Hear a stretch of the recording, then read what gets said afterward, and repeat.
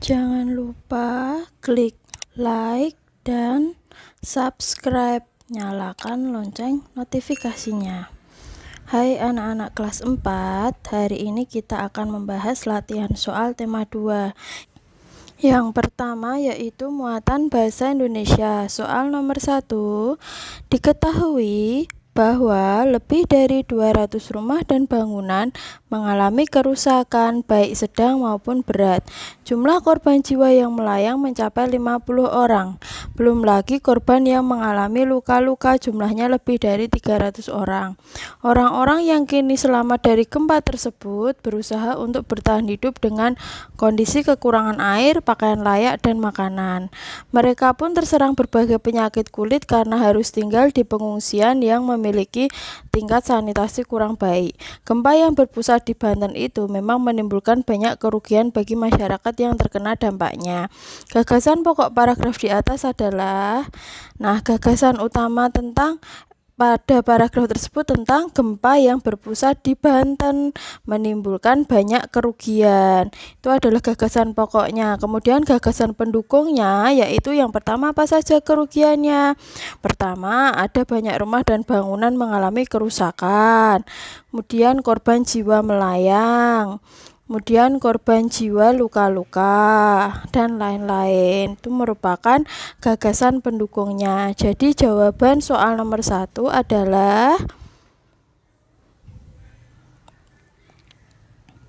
yang D, yaitu gempa yang berpusat di Banten itu menimbulkan banyak kerugian bagi masyarakat yang terkena dampaknya.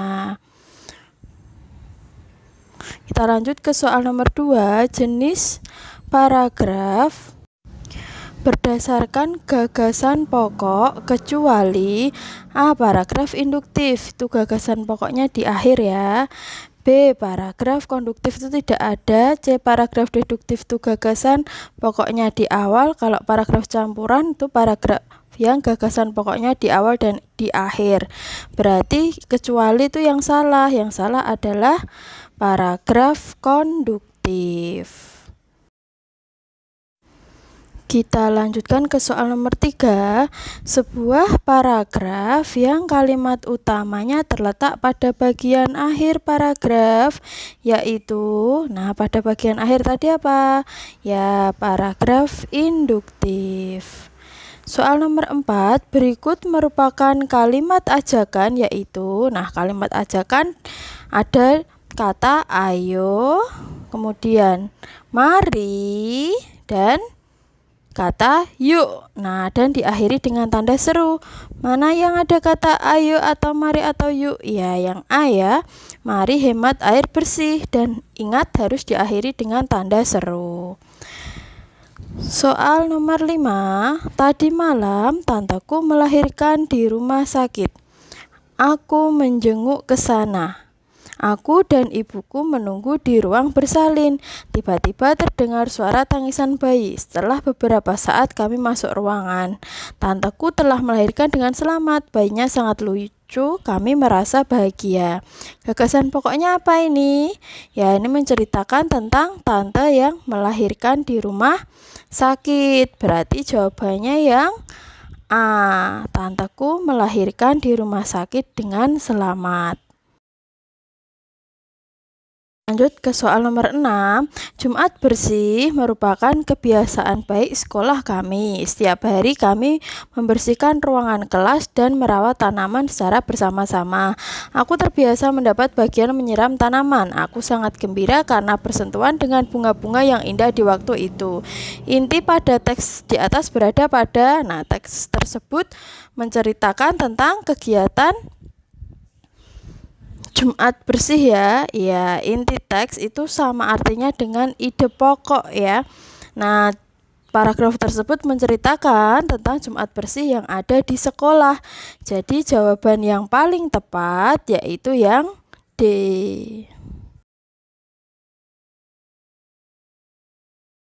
Kita lanjut ke soal nomor 7. Gagasan utama adalah, apa itu gagasan utama? Yang benar yaitu A ya, pokok pikiran suatu paragraf.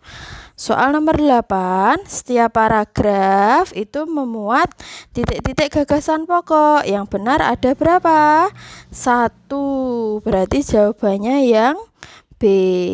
Kita lanjut ke tema 2, latihan soal untuk muatan IPA. Oke, siap ya anak-anak?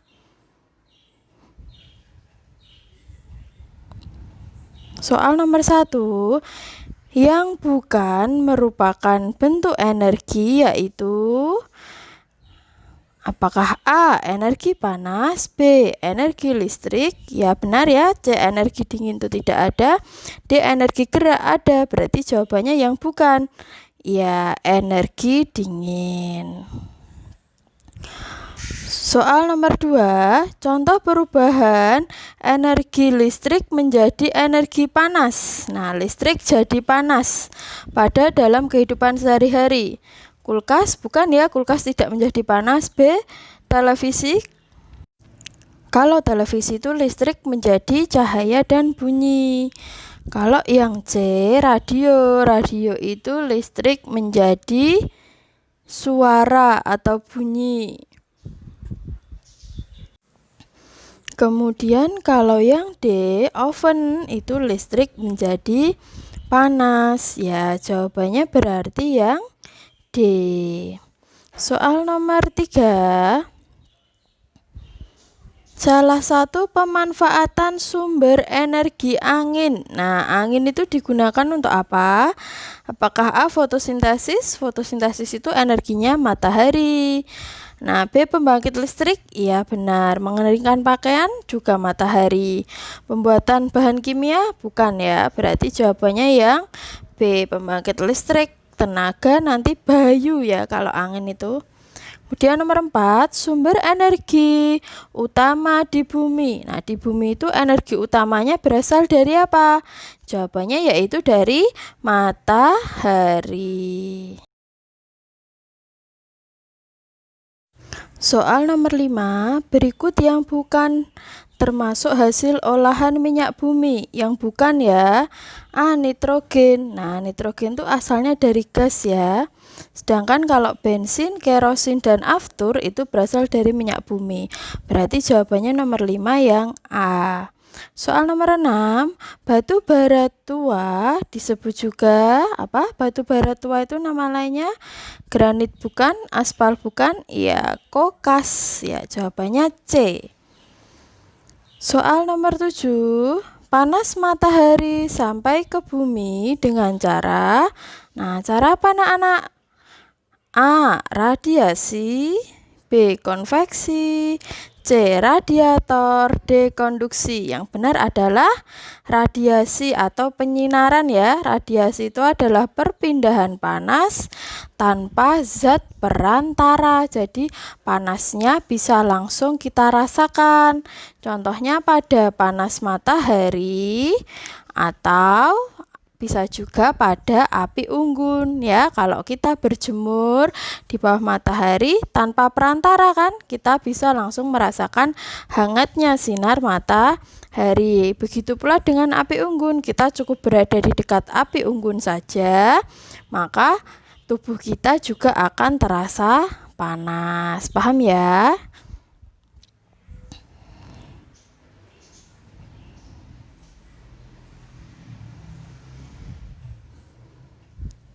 Kita lanjutkan ke soal nomor 8.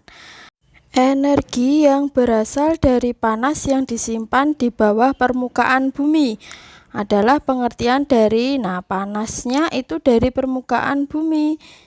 Jawabannya yaitu energi panas bumi atau nama lainnya adalah geotermal. Ya, paham ya anak-anak?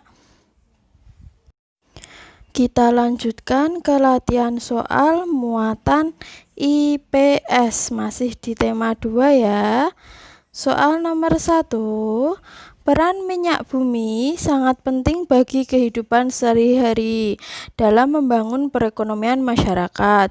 Berikut manfaat minyak bumi kecuali. Nah, berarti yang salah ya. Yang mana? Bahan bakar benar, industri kimia benar, pembangkit listrik juga benar, berarti yang salah minyak bumi untuk menggoreng ya. Jawabannya yang D. Lanjut ke soal nomor 2. Yang bukan merupakan pemanfaatan sungai. Nah, yang bukan: A. PLTU, B. ekosistem, C. tempat wisata, D. budidaya ikan air tawar. Yang salah yaitu yang A, karena PLTU itu pembangkit listrik tenaga uap. Lanjut ke soal nomor 3. Contoh tumbuhan yang dapat digunakan sebagai bahan bakar bio. Nah, pisang, apakah ketela, kelapa sawit, atau tumbuhan padi?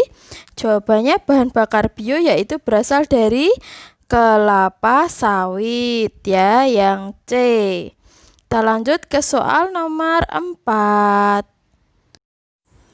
Manfaat kincir angin sebagai berikut kecuali: pembangkit listrik tenaga angin, objek wisata, membantu proses irigasi, atau menghasilkan tenaga surya.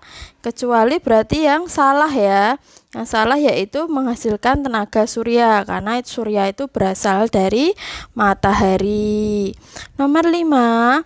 Energi alam yang tidak dapat dimanfaatkan menjadi sumber listrik ya, yang tidak dapat: A. air, B. matahari.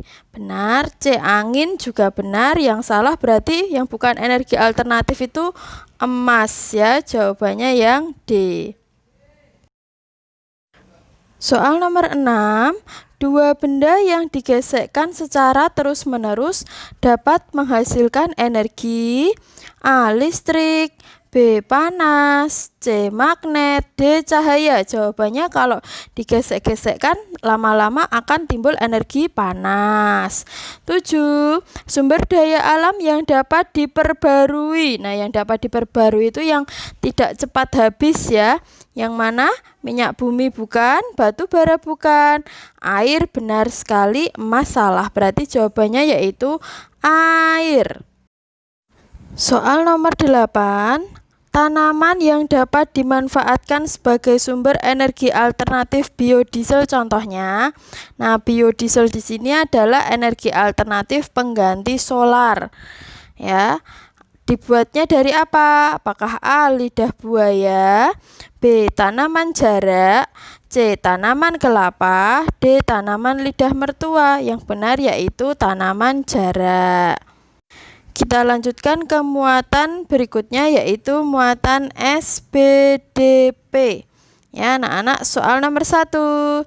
Berikut ini lagu yang dinyanyikan dengan tempo lambat. Yang mana ya yang lambat? Apakah A. Halo Halo Bandung, Nyiur Melambai, Tanah Air, atau Syukur? Jawabannya yaitu tempo lambat yang Syukur ya. Biasanya lagunya sedih, tenang. Nah, itu Syukur. Soal nomor 2. Lagu Garuda Pancasila dinyanyikan dengan nada tinggi, nada rendah, nada sedang, atau nada lebih rendah? Jawabannya yaitu nada rendah. Nomor 3. Irama lambat biasanya digunakan untuk menyanyikan lagu yang bernuansa apa kalau iramanya lambat? Jawabannya yaitu yang sedih. Nomor 4. Berikut ini yang merupakan lagu dengan tempo cepat. Nah, yang cepat yang mana? Yang maju tak gentar ya. Ya, ketukannya cepat sekali. Maju tak gentar. Nah, nomor 5. Untuk menghasilkan suara yang baik, kita dapat berlatih teknik apa? Jawabannya yaitu teknik vokal. Nomor 6. Lagu Menanam Jagung merupakan contoh lagu yang bertempo. Jawabannya yaitu tempo sedang ya. Jawabannya yang B. 7. Berikut ini lagu yang dinyanyikan dengan tempo cepat. Nah, yang mana yang tempo cepat? Jawabannya yaitu Halo Halo Bandung ya. Kemudian soal nomor 8. Satu Nusa Satu Bangsa dinyanyikan dengan tempo. Nah, apa? Satu Nusa. Nah, itu temponya lambat. Jawabannya yaitu yang D. Sekarang kita ke muatan terakhir, yaitu muatan PPKN ya. Di soal nomor 1. Berikut kewajiban terhadap lingkungan di sekolah kecuali A. Ikut serta dalam kegiatan kerja bakti. Benar ya, di sekolah kita harus kerja bakti. Yang kedua, piket kelas. Benar. C. Membuang sampah yang telah disediakan di tempat yang telah disediakan. Benar. Berarti yang salah yaitu yang mencoret-coret tembok kelas. Jadi nomor 1 jawabannya yang D. Kita lanjutkan ke soal nomor 2. Kewajiban adalah A. Sesuatu yang tidak harus dilakukan. Salah. Sesuatu yang wajib kita terima. Ini namanya hak. Sesuatu yang tidak wajib. Salah. Yang benar yaitu sesuatu yang seharusnya dilakukan. Oke, kita lanjut ke soal nomor 3. Contoh hak adalah membantu pekerjaan di rumah. Nah, ini adalah kewajiban. Menjaga adik. Nah, ini juga kewajiban. Menutup keran air. Nah, bila bak telah penuh, ini juga kewajiban. Jadi hak itu yang kita peroleh. Yang benar yaitu yang mendapatkan air bersih. Oke, kita lanjut ke soal nomor 4. Untuk menghasilkan kertas HVS 1R membutuhkan pohon 5 tahun dan air. Mengetahui hal itu, kewajiban kita menggunakan kertas adalah, nah, supaya kita menghemat kertas yang mana? A. Menggunakan kertas bekas. Ya, ini tepat ya. Menggunakan kertas sekali pakai tidak boleh. Membuat banyak mainan dari kertas. Nah, ini juga tidak boleh. Tidak menggunakan kertas sama sekali juga tidak mungkin ya. Jadi jawabannya nomor 4 adalah A. Kita lanjutkan ke soal nomor 5. Air merupakan kebutuhan manusia yang sangat penting. Banyak aktivitas yang dilakukan manusia menggunakan air. Dari tahun ke tahun, air akan mengalami kehabisan. Untuk itu, cara kita berkewajiban menghemat air. Contoh tindakan menghemat air yang benar kecuali, berarti yang salah ya. Pastikan keran tertutup setelah digunakan, ini benar. Mencuci kendaraan menggunakan air hujan. Nah, ini juga salah satu cara menghemat air. Tidak membuang-buang air saat mandi, ini juga tepat. Berarti yang salah yang D ya. Menyiram halaman rumah menggunakan air bersih. Ini enggak boleh ya, karena termasuk pemborosan air. Soal nomor 6. Contoh hak yang diperoleh siswa di sekolah adalah kecuali. Hak di sekolah kecuali berarti yang salah ya. A. Mendapat perlakuan adil dari guru. Benar. Mendapat bimbingan dari guru. Benar. Ikut serta dalam kegiatan yang diadakan sekolah. Benar. Berarti yang salah yang D. Karena mengikuti upacara ini bukan hak siswa, tapi kewajiban siswa ya. Selanjutnya soal nomor 7. Hal yang belum baik. Nah, berarti belum benar ya ini ya. Dalam kewajiban menghemat energi. A. Mematikan lampu saat siang hari, ini sudah tepat. Mematikan perangkat elektronik jika tidak digunakan, sudah tepat. Menghidupkan AC saat musim dingin, musim penghujan. Nah, ini berarti salah ya. Jadi jawabannya yang C. Terakhir soal nomor 8. Contoh kewajiban siswa terhadap guru yang mana ya? Apakah berteman baik, saling membantu, hidup rukun, atau selalu hormat dan patuh? Jawabannya yang D. Oke, sekian ya anak-anak. Terima kasih telah menyaksikan pembahasan tema 2. Tetap semangat belajar.